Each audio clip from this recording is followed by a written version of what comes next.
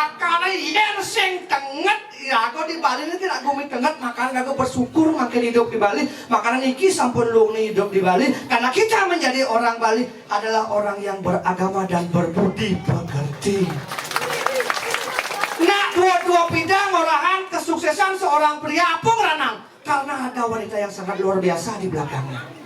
Itu nang orang contohnya napi Brahma disebut hebat karena ada Dewi Saraswati uli anak lo. Wisnu disebut hebat karena ada Dewi Laksmi uli anak lo.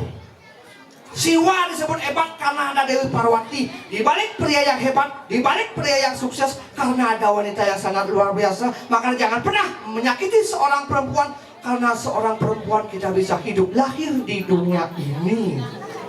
Sing dading anak lo, makanya yang mau pesan nih bapak-bapak dari kian dot tambah sukses, ayolah tambah seberapa wanita lagi.